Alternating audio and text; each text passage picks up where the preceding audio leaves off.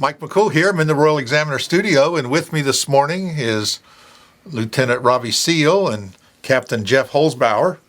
And We're Jeff, back. You're back for Jeff got a haircut just for this thing. He didn't. I told him to be careful though. The glare might come off. we have to get that in there, right, Robbie? Yeah, we did. All right. Well, a lot of things have happened in this last month. We had a few things about your community organizing activist council, whatever the name of that thing. Oh yeah, the community. Yeah, with acronym CAC. Yeah. Community Advisory Committee. Right. So that's got some traffic here this last month, Yeah. and people want to know more about it. So Yes. hopefully you'll tell us. Yes, be more than happy And also, I understand that you guys are planning a little fun day activity for some kids. So yeah. let's start with that. Well, I tell you what, we're excited about that. Of course, every year the Sheriff's Office has a summer youth camp. And of course, on the registration process, we have up to 40 kids that register for that camp. Unfortunately, of course, the camp's always held up at the 4-H Center. Unfortunately, everything's been canceled because of the pandemic. So the sheriff thought, let's salvage something, really, for our kids that are registered for the youth camp. So we're going to actually have we're calling it like a one-day fun day event that we're going to have August 3rd. And we're going to have those kids that registered for the youth camp, those that can attend or want to attend. I've getting a lot of applications in as far as the what we needed from them to state that they're going to be there with us. But we're actually going to start the day off with a canoe trip, like a 2-hour canoe trip, and then we're going to bring them back, bus them back to the sheriff's office, take them down to the boat landing, do a little fishing with the kids down there. And then we'll come back up to the sheriff's office. We're going to make it a day event, of course. And we're going to put on some canine demonstrations, other demonstrations for them. And this is August the 3rd? August the 3rd. Starts at 8:30. Must be a Saturday. No, it's actually on a Monday. A Monday? No school. Yeah, well, school starts, I think, a week later. So supposedly. So we had to get it in prior to school starting. But if it was like yesterday, man, it was hot. Oh, so yeah. Well, they're going to be in water. So there we go. I'm just hoping there's going to be some food involved in this. Oh, there's going to be food. Yeah, we of course, Deputy Cindy Burke, who's very instrumental in organizing and has been for years a big part of the Sheriff's Office Summer Youth Camp. She's done an outstanding job organizing everything. Supporters in the community that'll help with the food and refreshments and whatnot. So yeah, we're excited. Jeff and I will be there. Yeah, there we go. I've already been pulled in the volunteer list. The voluntold list. Yeah. There you go. Yeah. So it's good. It's all good. Yeah. Well, that's one thing we've checked off the list. Let's go on down to the CAC. CAC, our community, something we at Sheriff Butler. During his campaign, this was high on his list of his priorities of what he wanted to establish. And, of course, Major Driscoll actually wrote the charter for the CAC, and we're actually in the process. We've got 22 applicants so far that want to sit on our council. We feel it's very important, the sheriff feels it's very important to have members from our community have a voice, and keep the sheriff's office apprised and advised of issues that they know exist in the community that they want to bring to the table with the sheriff's office, and together partnering to make the policies and everything that we're about conform to what the needs are in the community. Well, I noticed that Sheriff Butler did say that he wants to have a good broad selection of people, not kind of just from one section. So it takes a lot of people to volunteering to get that broad selection. Well, it is, from based on the applicants that I've seen so far, we really want a diverse, a diverse number of individuals, not only geographically in the county, but from all walks of life, ethnicity. We want that broad spectrum of individuals that can bring something to the table and discuss with us, the needs, the concerns that they have. We've had quite a few comments about this particular story we ran last time, and people have asked, "How do I find out more information? How do I volunteer? How do I get in there?" Is there? I said, "Call Robbie." Oh yeah, and of course we put it out there as far as the program that we're looking actually to start it and have our first meeting. we reached out. We'd love to have. You're talking about diversity, and then Right. that goes through the spectrum of age as well. So one of the things we did, we reached out to the school system, and we'd like to have representation from from each high school. Right. A young high school student, junior or senior, sit on the council as well, and absolutely. So what we've done is we put it out there on our website. And of course, Royal Examiner, we're discussing gotta right plug here that. too, as far as, and really, we're looking to have like 10 voting members, but really from a standpoint of the membership involved with the CAC, it's unlimited because it's going to be an open forum. And it's going to be evolving too. It's going to go. Evolving. People will come in and out. Yeah. You're not going to have people on there be there 20 years. Yeah. No, I think I think the way the sheriff this thing's going to move. Yes. And it's actually set up where it's a 1-year membership, and of course, officers those that are have officer status, and the officers will be chairman, vice chairman, as well as secretary, have a 2-year status. Okay. So it's like you say, evolving every year. Rotates. Bringing members in, and of course, new members that want to sit on it and everything. So That'd be great. yeah. So It goes back to all this community policing that the sheriff keeps talking about. Yes, yeah. Well, and that's part of the whole, the aspect of having our community advisory council is to have a voice, have people that have a open mind, if you will, or being a soundboard, I should say, to what they think the needs are in the community and what services they think the community needs from the sheriff's office. Well, sometimes you get so close to the forest you can't see the trees. Yeah. And I'm sure the police department's no different. That you're focused on those 1% and 2% of the problems that we have. That you can't see the other 98% that's going on. And this will allow you to broaden your view a little bit, I think, and really give you 20 or 30 or 40 or 50 more deputies, so to speak, in the community, unofficial deputies, but eyes and ears. I mean, that's what the policing's all about. You have to depend on the community to really make our police and sheriff's office really work. I mean, Well, you do. Without that, I mean, deputies can't do it all by themselves. Well, People think they do everything, but reality. They can. I always said in my whole career, I said, wow, police work would be so easy and great if you caught, if somebody's committing a crime, you caught them all the time. But you don't. It's always after the fact. An investigatory process after the fact that we do. So we don't catch somebody red-handed. I mean, very seldom do we catch them red-handed. What do? We rely on the people out there to help us. Sure. Provide information if they're eyewitness to account.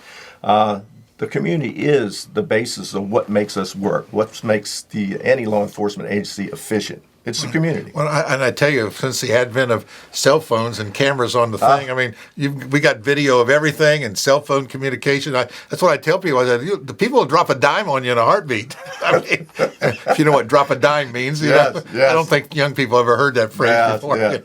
A payphone. Where's a payphone?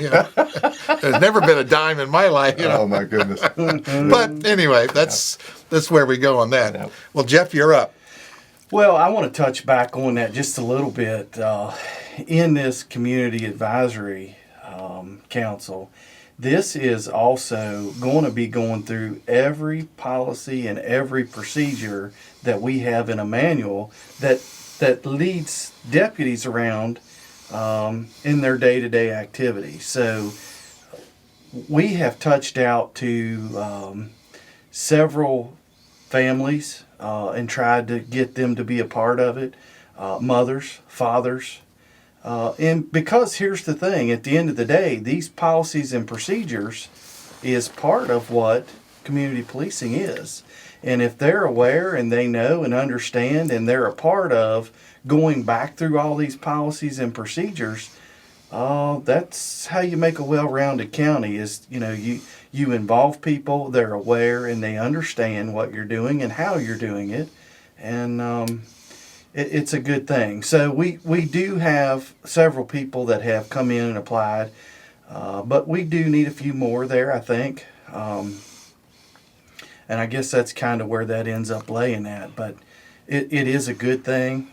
So as long as we can move forward with it and it stays positive, I think it'll be a great thing. Yeah, it's been from the onset when we threw it out there to the community. It's right off the bat. I was getting email after email of people wanting to apply. So we, like I said, we have 22 applications as of last week, and I anticipate a lot more.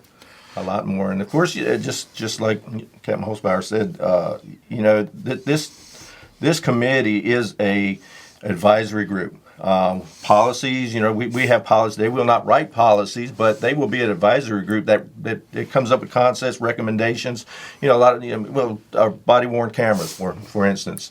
People have a real soundboard, if you will, of the need for law enforcement to be wearing those, and of course that's something obviously that we're looking to get us to have newer body cameras. I think the sheriff went to the board of supervisors pleading that case. I think initially law enforcement was kind of negative on body cams in the very early days, and then they come to find out that it's better for the officer than for the. Well, it is. I mean, and I'm a perfect example of that, being old school. Almost 35 years in the business, and when body cameras with the police department first came out, it was new. Change is very difficult for a lot of people. Change is hard. And the problem was you didn't know how to hit the button to turn them on. And of course it wasn't the best type of cameras initially, that generation, right. For the most part. But it does, depending on the situations you get out there. It made a believer out of me. And much like we've had cameras before, the sheriff's office had, but they're antiquated, and that's why we're looking to get state-of-the-art cameras, new generational cameras that will. Well, they last longer, can record higher quality. Quality, accountability, and that's exactly what the purpose of your body cameras is all about, is the accountability in what we do in police work, and to protect us and protect the community. Yeah, they do work. Oh, yeah, absolutely. I was going to ask you, what's the status of our body cams? I know the sheriff pleaded his case there to the county. I'm 100% positive that evening the Board of Supervisors kind of gave their blessing. Yes, they have to vote on it, and I think it may come up tomorrow or next Tuesday. I'm not sure exactly which, but we've already taken their blessing, and we have ordered cameras. I would say they'll be on the road within 5 weeks or so. There is a big process to actually getting them installed and programmed, and to where that they will download correctly. And that was the problem that we had with the ones we had. We could not get them to download. Our server would not handle the information correctly. Well, video takes a lot of space too, and you've got to keep these files for a long time. 10 years. 10 years. Yeah. So, be like YouTube. Yeah. So that was a big feat in it, but I think we've got that swallowed down and squared away, and so time to move on to the next thing. So, and the other good side of that plea to the Board of Supervisors is as we build new vehicles, we're going to install these new WatchGuard in-car cameras as we go forward, and they gave their blessing on it. So, it is a good thing. It's a costly thing, but at the end of the day, I think everybody in the community can sleep a little better. And I will say this too: there are several families that can come right to the table with this. You're giving a great big peace of mind to law enforcement families. When you, at the end of the day, years ago, were not sure of what happened, now there's no question. You know if something goes wrong, you know what happened. Right. So you're giving a great big peace of mind. I think they'll be over a long period of time. They'll pay for themselves just in time savings all the money that will be spent on this, which we're going to touch back on this money into things. One attorney, one retainer for one lawsuit will pay for every one of them at the right time. Right. So, yes, there's a cost associated to it, but at the end of the day, all it takes is one thing to go awry and not be right, and that one attorney will eat the cost of those up very, very quickly. Sure, So, don't take much. Where a review of a camera can put a halt to a lot of it. Right. So it's a good thing. Now let's go back to this money thing. Always the money. It's always the money. It's always the money. Sheriff Butler ran on the fact of making the community better for his home and where he is, and about saving money. Of course, there's been a lot of stink and carry on here in the county about money. Money here, money there, money gone. People don't understand where it's going. The sheriff, along with Major Driscoll, have written several $1 million worth of grants this year already. We're 6 months into the year. Part of the money that has come from grants is hopefully going to be for these cameras. There was some issues with the server, and it's going to take a little bit more money, but grants were written for these, and I feel pretty certain we'll get them. You're always up in the air with grants, but if at the end of the day that all works out, we're going to be in really good shape. Now, let's stay with the money for a minute so the taxpayers know what their sheriff is up to. It looks like at the end of the day, on these first few times through with this budget, it looks like from grants from the sheriff and from Major Driscoll writing, we are very, very much under a budget that we only had a hand in for 6 months. So 6 months was underneath another administration, and because we came in so hard and strong writing grants to offset several different things, salaries, equipment, whatnot, we were not spending money from the budget that was set from last year. And when I say significant, it's well worthwhile. Because I know Chairman Mabe has asked all the departments to tighten the belt a little bit because this shutdown has really hurt the cash flow for everybody, businesses and governments as well. So I think he was trying to get everybody across the board to take a little bit so no one department had to be shut down. And that what he was asking for is what we're going forward from July until next July.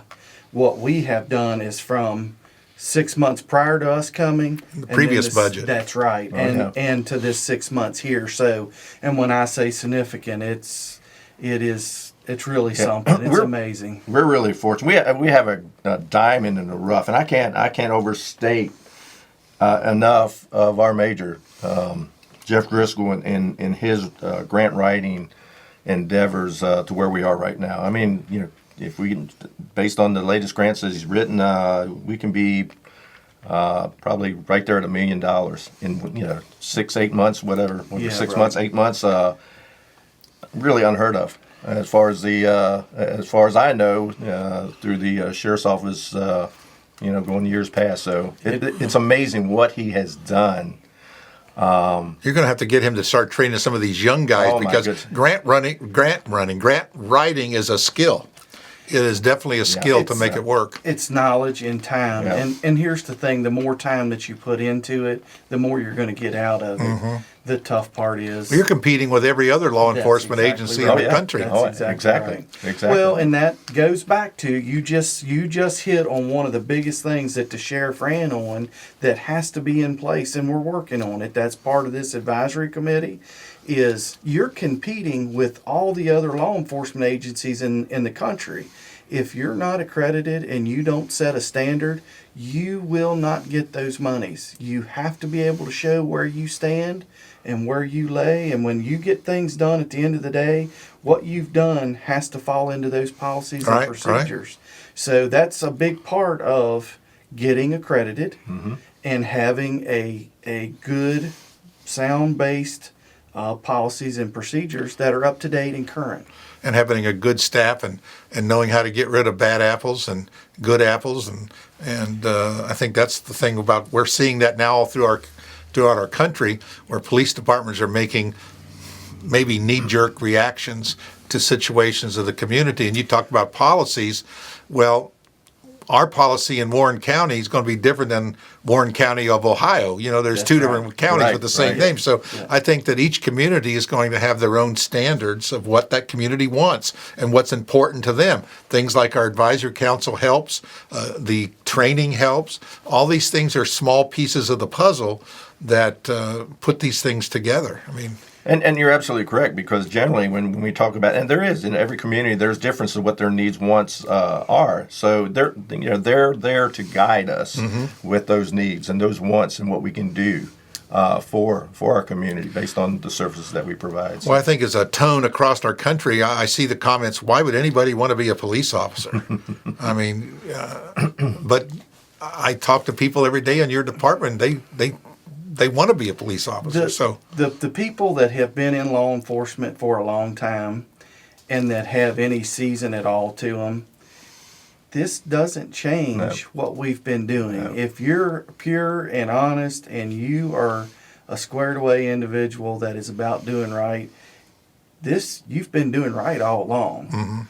You can set in place anything you want to, but high moral standards and ethical conduct is the guiding factor in all in law enforcement. So they can say that they want this or they want that or they want, okay, but in at the end of the day, everybody that's here has been doing that.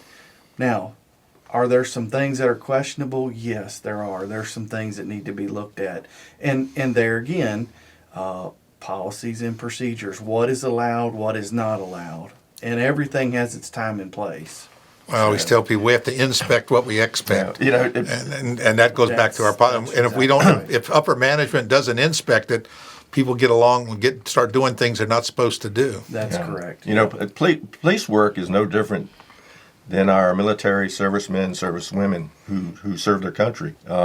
They serve our country, and we serve our community. And once a individual makes that commitment, really, from my experience, that's their DNA. That's what Right, they're about. exactly. They wake up every morning not worrying about the issues that can befall themselves or other police officers. They look at going to work. Period. No worries, on their mind other than putting that uniform on and go by their commitment that they, put their right hand from day one and said they would do in that uniform. So, special breed of individual, much like our servicemen and women that serve our country. So, every day. And I don't think that's going to disappear. No, it never will. I don't think it so. Never will. It never will. You've seen that yesterday. We went down to the government center when the Sons of the American Revolution read the Declaration of Independence, and parents had brought their children to see the event and to hear that done. And I think that reflects a lot. There was, young and old, Right. and the one gentleman told me, he said, my one girl, I think she was maybe 10 or 11, she's a history buff. She likes history. I told him, I said, one thing about studying history, it doesn't change, or it's not supposed to change. Right, yeah. I did clarify that. And we have to remember, history is what made us what we are today. So I think we need to keep that in mind. So what else we want? You got anything else on that list there that we haven't covered? Actually, pretty much those two things. From a standpoint, July 1st, there was, We got some new laws. I meant to ask you about. New laws, and I did pretty much, not much as far as traffic laws, more so than anything. What about these things right here? Can I still Work zone, and nothing's changed as far as the handheld? Right, it's just in work, but in work zones they really crack down. on it. Yeah, it's a violation. If you're in the work zone, you will get ticketed if you're Right, and there's no warnings on that, No. and the fines are pretty hefty. Pretty hefty. So we got to watch it. So don't use your cell phone when you're driving through a work zone. But also this texting. I mean, they're really coming down on the texting and driving. And much like anything else, when you start seeing I call it a watering down effect. It starts at the basics on laws that are implemented. Distracted driving. Sure. And really, when you think about that, you go, it starts at the basics. Then eventually it'll get to where it's going to go. Why? Because if you got distracted driving with its cell phones and everything, then you have the auto insurance industry that is lobbying That'll for these push it, laws, right. because of traffics and accidents and whatnot. So, and as well as law enforcement, they're lobbying for it as well. So you'll see it get to that point where. As the cars, I think as the cars get newer on the road, they've implemented hands-free, and I think that's really reduced some of it. But like you said, even if I can still talk on my phone, that doesn't mean I still can't get ticketed for distracted driving, because it's like anything. Are you using it properly? Right. And I've seen all sorts of things, reading books and putting on makeup and shaving on the. Yeah. People. And speaking of distracted driving, one of the things that it actually just was a traffic offense, but now it's as of July 1st, Class 1 misdemeanor if you operate a motor vehicle in a careless or distracted manner and cause serious bodily injury in an accident. So that, normally that's just a traffic offense. Right. But it's a Class 1 misdemeanor now. Now they've jumped it up, and it comes from people texting and driving, paying attention to that phone. Listen, when you have no experience with life, much less with driving, and you're doing things that are distracting, you kill people. Yeah. That's the end of the story, and it's proven. We've got numbers to show it. Yeah. And just one other thing when it comes to reckless driving punishment by speed. Anyone going 81 to 85 miles per hour in a 65 mile per hour zone, normally you'll get a fine. a court fine assessed, Sure. but they will tack on an additional $100. That's the new penalty, aside from the regular fine. That's so if you're going 81, which could be a 85 whole lot on itself. Yeah, yeah. It just shows you that the things are changing in that direction, and these were compromises that they worked out, because I was reading through some of the proposed bills; they were much stiffer than that. Oh yeah, oh So, yeah. You know, they were compromises that Yeah. worked out. I've seen some things. We've had other new laws, but nothing really drastic as far as the traffic world goes yet. Very, very limited on the traffic aspect. Of course, the possession of marijuana. You've seen the trend with marijuana. How's that going to affect? I mean, now you stop someone and It's actually like a seatbelt violation. It's been completely Yep. decriminalized. It's decriminalized. It's civil penalty. It's a civil penalty now. you're still going to write them a ticket. Well, yeah, if they're caught under an ounce, I mean, basically the way the law is written, if anyone's stopped and they have less than an ounce of marijuana, then it's actually a $25 civil fine. And it's over. It's nothing in Yeah. your criminal history. Yeah. The one thing that I will caution everybody with is that does still allow for law enforcement to use a dog, to use a sniff, Oh, yeah. to do a search of the vehicle or the person. So keep in mind, yes, it's decriminalized, but you're still you're along the road gonna play a little bit of havoc there. Be responsible, be safe, because if not, you're gonna end up with a mess. Well, it's like driving under the influence. I mean, just because it's decriminalized doesn't mean you can drive. And You just said a big Yeah. mouthful Yeah. right there. Just because it's legal doesn't give you the right to go crawl into a missile and go down the road at 100 mile an hour. exactly. Yeah. I seen you were involved in that 100-mile-an-hour missile a couple weeks ago. We've had individual. I don't know. He had a long list of charges in about 14 different 3 counties: speeding and evading the was police and. The pursuit, yeah. There's been quite of course, we revamped our pursuit policy tremendously. Right.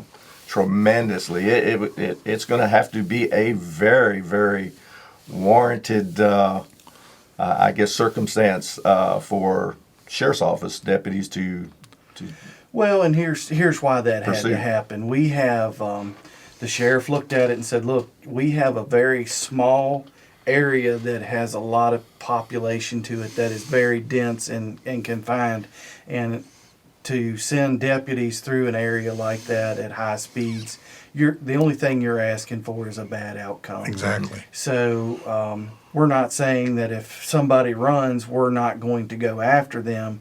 But once we know who they are and we can identify them, we're gonna Yeah. cut things. What off. I say, you can't outrun the radio. No. I don't see why, and you can't outrun the helicopter. But people do. They think they're going to get away. But, only on television does that work.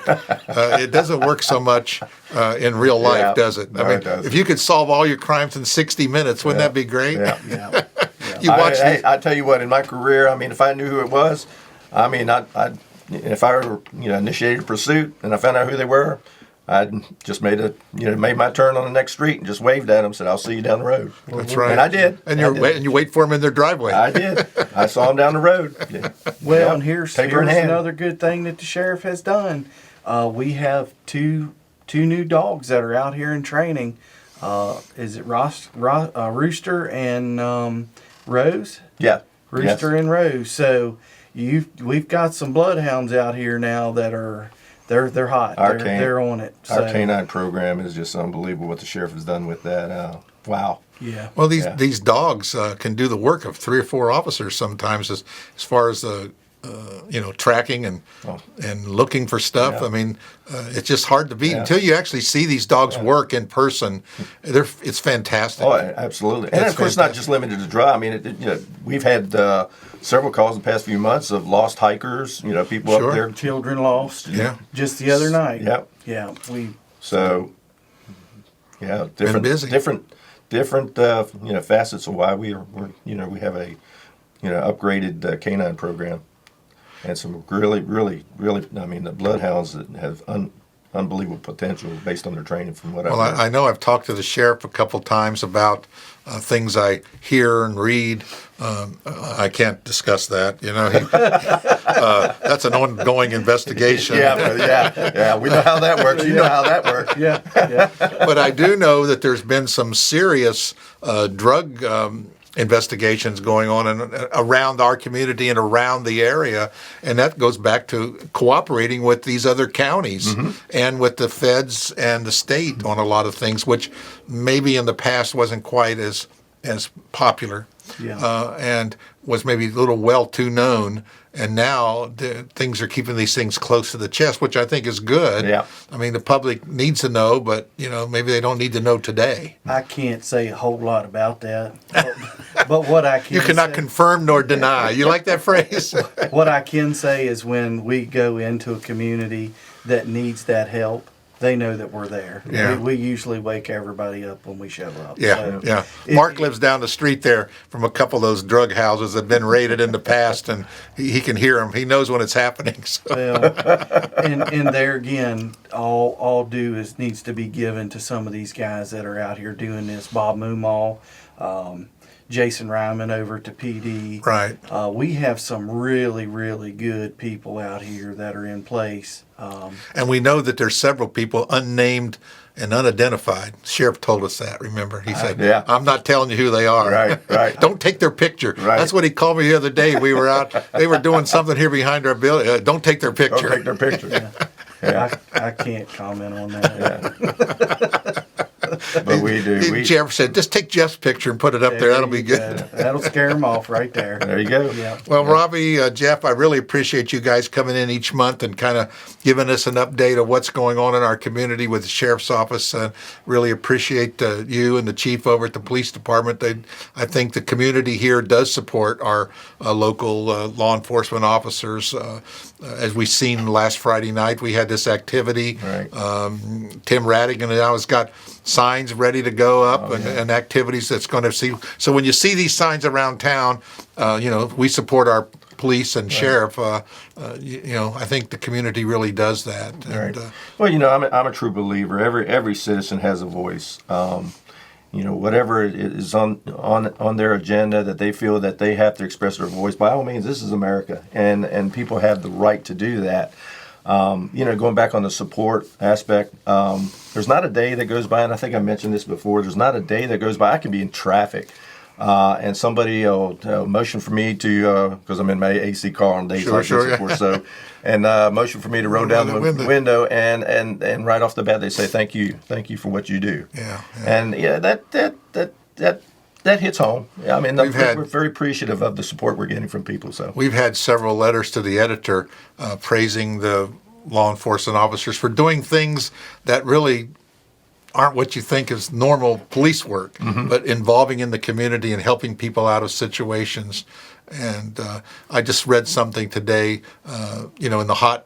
There was a police officer changing a flat tire for an elderly woman along the interstate there. So I'm sure, I know you've done that many times. Oh my goodness, got gas. Went to my house to get my gas can to put gas in it to get to them. Yeah, absolutely. That's built into your DNA. Yeah, I think that goes that's back. part of it. It is. It really is. So I read somewhere that law enforcement officers are not required to protect and serve, but they do. That's not part of their job description to protect and serve. I don't know what else is, but we use that. We have it painted on our police vehicles. Yeah. But one of the courts, the Supreme Court said that's not one of their responsibilities is to protect and serve. But they do, because I think it's part of their makeup. it is. And It that's is. It is. I mean, the number one question, and anybody, if I sit on a board of a potential applicant, or an applicant that wants to be a police officer, the question that was given to all of us is the very first question by a person interviewing them is, why do you want to be a police officer? Why do you want to be a sheriff's deputy? And the number one answer, very simple, is I want to help people. And that's very broad. When you say you want to help people, that's very broad. It goes back to protect and serve. Sure. And everything else, whether it's when you're bringing them some gas in a gas can or changing their tire. I want to help people. They have the heart to want to do that and the passion to do that. So, Yeah. Well, that's great. Well, we know you both have that, and again, we appreciate all you do in the community, Robbie and Jeff, and say hi to the sir. Sheriff Butler. We will. He's We will. He's been out and about, but We're gonna- and I'll say something. Something came up the other day about something I won't talk about, but I texted the sheriff. He texted me right back, called, and he said, "Answer your phone," because I must have had it on Do Not Disturb. And so, and he called me right back. So he's very responsive and really involved in the community. And I think he shows that attitude that he's sincere. He believes it. He lives it. Yeah. I'm going to tell anybody that has a problem getting in touch with him. I work for him. I'm lucky some days to get 4 or 5 minutes a day with him. Oh, my goodness. I'm telling Yeah. you right now, this man is all about work. And He don't go home. No, he works after works. And if you don't believe me, just ride out by there. You'll Yeah. see his vehicle's never there, and Sure. his wife's probably pretty lonely. So She's like my wife. assure you I don't that- know. My wife said, "Isn't it time for you to go somewhere?" Yeah. Yeah, I feel for her. She's a special woman. So. She's tough. She's tough though. Yeah, Lori's yeah, tough. yeah. Well, that's what they say. Behind every successful man is a woman pushing him. Yeah, that's true.